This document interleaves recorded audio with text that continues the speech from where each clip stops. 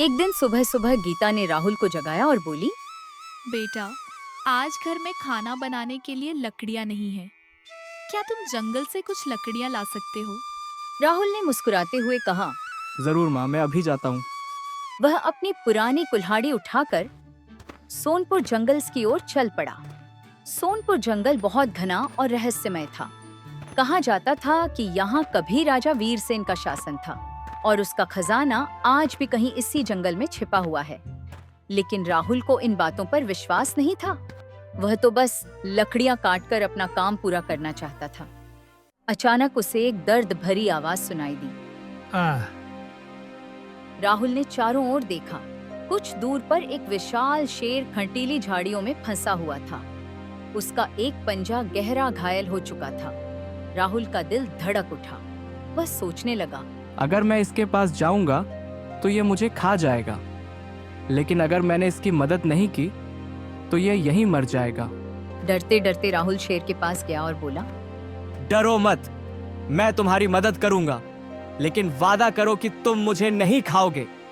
शेर ने धीरे से सिर हिलाया, मानो वह राहुल की बात समझ गया हो। राहुल ने धीरे धीरे कंटीली झाड़ियों को हटाया और शेर के पंजे से कांटा निकाला। जैसे ही शेर आजाद हुआ, वह राहुल के सामने खड़ा हो गया। तभी अचानक शेर ने इंसानी आवाज में कहा, धन्यवाद मेरे मित्र।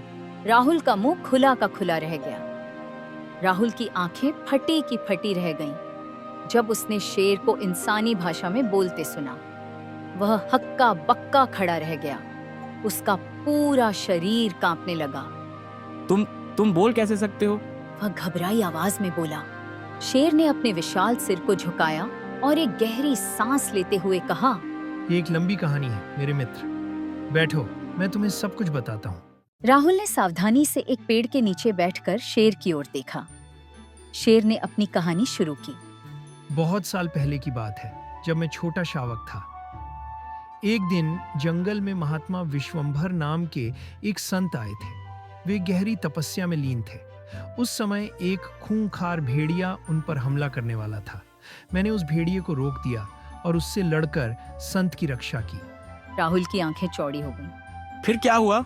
संत ने प्रसन्न होकर मुझे वरदान दिया कि मैं मनुष्यों की भाषा बोल सकूंगा, लेकिन साथ ही उन्होंने एक शर्त भी रखी। शेर ने गंभीर स्वर में कहा। क्या शर्त थी? राहुल ने उत्सुकता से पूछा। मुझे कभी किसी इंसान को जंगल के गुप्त रहस्यों के बारे में नहीं बताना था। अगर मैं ऐसा करता तो मेरी बोलने की शक्ति चली जाती। शेर ने समझाया। राहुल सोच में पड़ गया। तो फिर तुमने मुझसे बात क्यों की? शेर की आंखों में एक विचित्र चमक आई। क्योंकि तुम्हारे हृदय में दया थी। तुमने मेरी मदद की बिना किसी स्वार्थ के। मैंने पहली बार किसी इंसान में ऐसी निस्वार्थ भावना देखी है। राहुल और शेर घंटों बातें करते रहे। शेर ने अपना नाम बताया, सिंघा। वह जंगल का सबसे बुद्धिमान प्राणी था और पूरे सोनपुर जंगल के हर कोने से परिचित था। तुम हर रोज यहाँ लकड़ियाँ काटने आते हो? सिंघा ने पूछा। राहुल ने उदास स्वर में कहा, हम बहुत गरीब हैं। माँ और मैं मुश्किल से 2 वक्त की रोटी जुटा पाते हैं। सिंघा ने सिर हिलाया। मैं तुम्हारी मदद कर सकता हूँ। तुम अच्छे इंसान हो राहुल। तुम्हारी मेहनत का फल मिलना चाहिए। राहुल ने आश्चर्य से देखा। कैसे? कल सुबह तुम फिर यहाँ आना। मैं तुम्हें कुछ ऐसा दिखाऊंगा जो तुम्हारी जिंदगी बदल देगा। सिंघा ने रहस्यमय ढंग से कहा। राहुल ने सहमति में सिर हिलाया। शाम हो चुकी थी और उसे घर लौटना था। मैं कल जरूर आऊंगा सिंघा, धन्यवाद।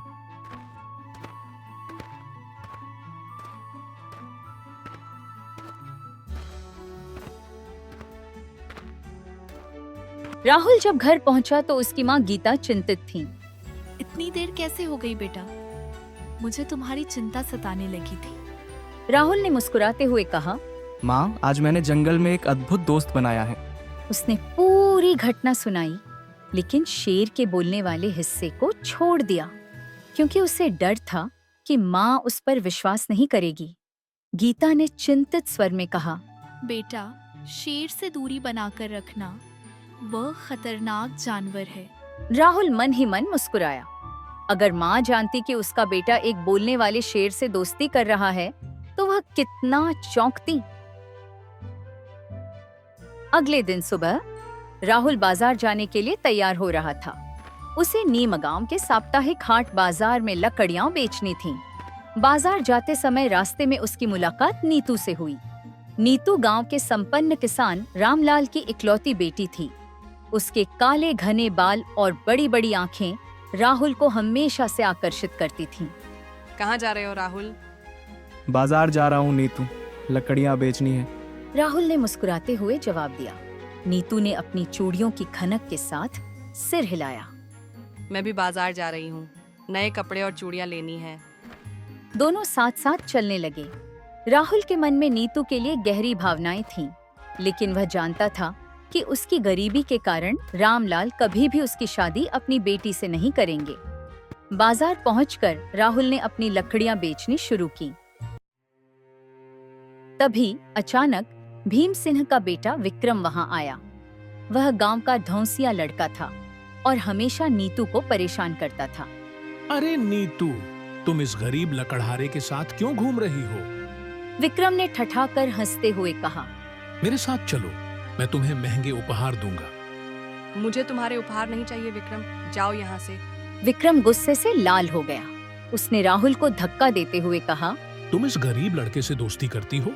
तुम्हें शर्म नहीं आती? राहुल ने धैर्य से काम लिया। विक्रम भैया, मैंने तुम्हारा कुछ बुरा नहीं किया, कृपया शांति से जाइए। लेकिन विक्रम ने राहुल की लकड़ियों को जोर से लात मारकर बिखेर दिया। इसी में अच्छा है तुम्हारा। तुम जैसे गरीबों को हमारे बाजार में कोई जगह नहीं। नीतू ने गुस्से में कहा। बस करो विक्रम, तुम्हें कोई अधिकार नहीं कि तुम किसी को इस तरह अपमानित करो। विक्रम ने धमकी भरे स्वर में कहा। तुम्हें पछतावा होगा नीतू। मेरे पिता गांव के मुखिया हैं। एक दिन तुम्हारे पिता तुम्हारी शादी मुझसे ही करेंगे। यह कहकर वह चला गया। शाम को घर लौटकर राहुल ने अपनी माँ को सारी बात बताई। माँ, मैं नीतू से विवाह करना चाहता हूँ। गीता ने चिंतित स्वर में कहा। बेटा, रामलाल हमारे गरीब घर में अपनी बेटी कैसे देगा? माँ, मैं आज ही उनसे बात करने जाऊंगा। राहुल ने दृढ़ता से कहा।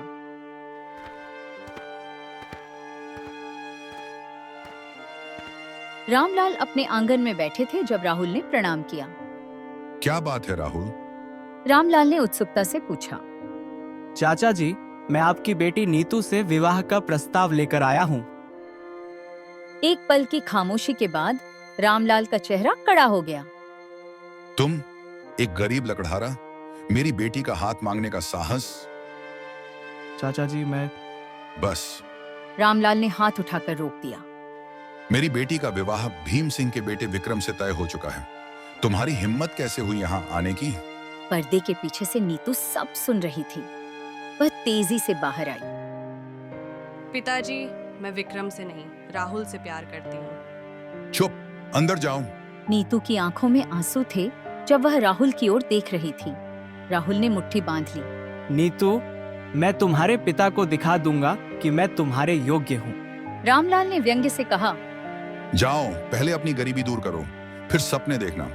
घर लौटते हुए राहुल ने सोचा, अब मुझे सिंघा से मिलना होगा, वही मेरी मदद कर सकता है। उसकी आंखों में एक नई दृढ़ता थी।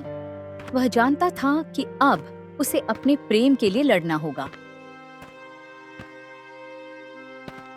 दोपहर बाद राहुल फिर सोनपुर जंगल पहुंचा। सिंघा एक बड़ी चट्टान पर बैठा उसका इंतजार कर रहा था। तुम उदास लग रहे हो मित्र। सिंघा ने पूछा। राहुल ने पूरी घटना सुनाई। सिंघा ने गहरी सांस ली। मैं समझता हूँ, तुम नीतू से प्यार करते हो, लेकिन तुम्हारी गरीबी तुम्हारे रास्ते में रुकावट है। राहुल ने सिर झुकाया। हाँ सिंघा, मैं क्या कर सकता हूँ? मैं तो सिर्फ एक गरीब लकड़हारा हूँ। सिंघा ने अपनी पूंछ हिलाई। मैंने कल वादा किया था ना कि तुम्हारी मदद करूंगा। आज मैं तुम्हें राजा वीरसेन के खजाने के बारे में बताऊंगा। राहुल की आंखें चमक उठीं। क्या सच में? लेकिन तुम्हारी बोलने की शक्ति। सिंघा ने गंभीर स्वर में कहा। मैं जानता हूँ कि इसका मतलब मेरी आवाज खोना होगा, लेकिन तुम मेरे सच्चे मित्र हो राहुल। तुम्हारी खुशी के लिए मैं यह कीमत चुकाने को तैयार हूँ। राहुल की आंखों में आंसू आ गए।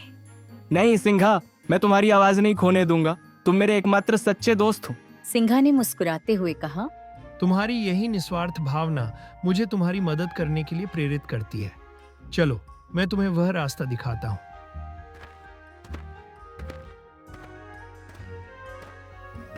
सिंघा राहुल को जंगल के गहरे हिस्से में ले गया। एक खंडहर हो चुकी पुरानी हवेली के सामने पहुंचकर सिंघा ने अपने पंजे से जमीन खोदी। नीचे एक पत्थर का दरवाजा दिखा। यहाँ है खजाना। सिंघा ने गंभीर स्वर में कहा। लेकिन याद रखो राहुल, इस रहस्य को बताने की कीमत मेरी आवाज है। राहुल ने सिंघा की आंखों में देखा। नहीं सिंघा, मैं तुम्हारी आवाज नहीं खोने दूंगा। तुम मेरे एकमात्र सच्चे मित्र हो। सिंघा ने अपना सिर हिलाया। मित्रता की यही तो परीक्षा है। तुम्हारी खुशी के लिए मैं ये कीमत चुकाने को तैयार हूँ। पर हम फिर कभी बातें नहीं कर पाएंगे। राहुल की आंखें नम हो गईं। सिंघा ने अपना माथा राहुल के कंधे से सटाया। मौन भी तो एक भाषा होती है मित्र। हमारी दोस्ती शब्दों से परे है। राहुल ने दरवाजा खोला। अंदर सोने चांदी के सिक्के, हीरे जवाहरात से भरे बक्से थे। जैसे ही राहुल ने पहला सिक्का उठाया, सिंघा के गले से आखिरी बार आवाज निकली। अलविदा मेरे मित्र। राहुल ने तेजी से मुड़कर देखा। सिंघा की आंखों में एक अजीब सी चमक थी। वह अब सिर्फ गुर्रा सकता था। राहुल ने उसे जोर से गले लगा लिया। तुम सच्चे हो सिंघा। मैं वादा करता हूँ तुम्हारा बलिदान व्यर्थ नहीं जाएगा। सिंघा ने अपनी पूंछ हिलाकर जवाब दिया, मानो कह रहा हो, जाओ अब अपनी नई जिंदगी शुरू करो। राहुल ने आंखों में आंसू लिए सिंघा को गले लगाया। हमारी दोस्ती हमेशा बनी रहेगी सिंघा। मैं तुमसे मिलने रोज आता रहूंगा, चाहे तुम बोलो या ना बोलो। तुम मेरे सच्चे मित्र हो। सिंघा की आंखों में भी एक अजीब सी नमी आ गई। उसने अपना सिर राहुल के कंधे पर रख दिया, मानो कह रहा हो, तुम भी मेरे सबसे अच्छे मित्र हो। राहुल ने कुछ सिक्के उठाए और एक आखिरी बार सिंघा को देखा। कल फिर मिलते हैं मित्र। यह कहकर वह वापस गांव चला आया, यह जानते हुए कि अब उसकी और नीतू की जिंदगी बदल जाएगी, पर उसकी दोस्ती की यह अनमोल डोर कभी नहीं टूटेगी। राहुल ने अपने झोले में छुपाए कुछ सोने के सिक्के लेकर घर पहुंचा। उसकी माँ गीता रसोई में चूल्हा जला रही थीं। माँ, मैं आ गया। राहुल ने खुशी से आवाज लगाई। गीता ने पलटकर देखा तो राहुल के चेहरे पर एक अजीब सी चमक देखकर हैरान रह गई। आज इतनी देर कैसे हो गई बेटा? राहुल ने धीरे से अपना झोला खोला और एक चमकदार सोने का सिक्का निकालकर माँ के हाथ पर रख दिया। ये लो माँ, हमारी किस्मत बदलने वाली है। गीता का हाथ कांपने लगा। ये सोना कहाँ से लाया तू? कहीं चोरी तो नहीं की ना? नहीं माँ, मैंने जंगल में राजा वीरसेन का छिपा हुआ खजाना ढूंढ निकाला है। यह सब हमारा है। गीता की आंखों में आंसू आ गए। पर बेटा, इतना धन लोगों को पता चला तो? चिंता मत करो माँ, मैं समझदारी से इसका इस्तेमाल करूंगा। पहले हम अपनी झोपड़ी की मरम्मत करवाएंगे। अगले कुछ दिनों में राहुल ने धीरे धीरे खजाने का उपयोग करना शुरू किया। उसने अपनी टूटी झोपड़ी की जगह एक सुंदर पक्का मकान बनवाया। पास के उपजाऊ खेत खरीदकर किसानों को काम पर रखा। गांव के जरूरतमंदों को अनाज और कपड़े बांटे। एक दिन जब राहुल बाजार जा रहा था, नीतू ने उसे रोक लिया। राहुल, पूरा गांव तुम्हारे बारे में बातें कर रहा है। तुम इतने अमीर कैसे हो गए? राहुल ने मुस्कुराते हुए कहा, भाग्य ने हमारा साथ दिया नीतू। अब मैं तुम्हारे पिता से बात करना चाहता हूँ। नीतू की आंखें चमक उठी। क्या तुम मेरे पिता से हमारी शादी की बात करोगे? हाँ नीतू, अब मैं तुम्हें खुशहाल जीवन दे सकता हूँ। राहुल ने अच्छे कपड़े पहने और नीतू के पिता रामलाल से मिलने पहुंचा। रामलाल बरामदे में बैठे हुए थे। प्रणाम चाचा जी। राहुल ने सिर झुकाया। अरे राहुल, सुन रहा हूँ तू बहुत अमीर हो गया है। जी चाचा जी, भगवान की कृपा से। राहुल ने विनम्रता से जवाब दिया। मैं आपकी बेटी नीतू से विवाह का प्रस्ताव लेकर आया हूँ। रामलाल की भौहें तन गईं। तुम अब गरीब नहीं हो। मेरी बेटी तुम्हारे साथ खुश रहेगी। मैं नीतू की शादी तुमसे ही कराऊंगा। राहुल के अमीर बनने की खबर पूरे गांव में आग की तरह फैल गई। भीम सिंह और उसका बेटा विक्रम इससे जलने लगे। पिताजी, यह गरीब लकड़हारा अचानक इतना धनी कैसे हो गया? विक्रम ने गुस्से में पूछा। भीम सिंह ने चालाकी से मुस्कुराया। इसमें जरूर कोई गड़बड़ है। मैंने सुना है कि यह रोज जंगल में एक शेर से मिलता है। शायद उसी की मदद से इसने कोई जादुई खजाना पाया है। विक्रम की आंखों में चमक आ गई। तो फिर हम उस शेर को पकड़वाकर राहुल की शक्ति छीन लें। भीम सिंह ने राजा महेंद्र सिंह के पास जाकर शिकायत की। महाराज, सोनपुर जंगल में एक खूंखार शेर ने आतंक मचा रखा है। वह रोज शाम को तालाब के पास आता है और गांव वालों को डराता है। राजा ने तुरंत अपने सैनिकों को आदेश दिया। उस शेर को जाल में फंसा कर लाओ। अगले दिन जब सिंघा तालाब के पास राहुल का इंतजार कर रहा था, तभी सैनिकों ने उस पर जाल फेंक दिया। सिंघा ने जोरदार गर्जना की, लेकिन वह बच नहीं पाया। उसे पिंजरे में बंद कर राजा के दरबार में ले जाया गया। जब राहुल को पता चला कि सिंघा को पकड़ लिया गया है, तो वह तुरंत राजा के पास पहुंचा। राहुल ने गिड़गिड़ाते हुए कहा, महाराज, वह शेर मेरा मित्र है, उसने किसी को नुकसान नहीं पहुंचाया। भीम सिंह ने ठठाकर हंसते हुए कहा, देखा महाराज, ये लड़का शेर के साथ मिला हुआ है। शायद इसने कोई काले जादू की मदद से खजाना चुराया है। राजा ने गंभीर होकर पूछा, राहुल, तुम्हारे पास इतना धन कहां से आया? सच सच बताओ। राहुल ने सारी कहानी सुनाई।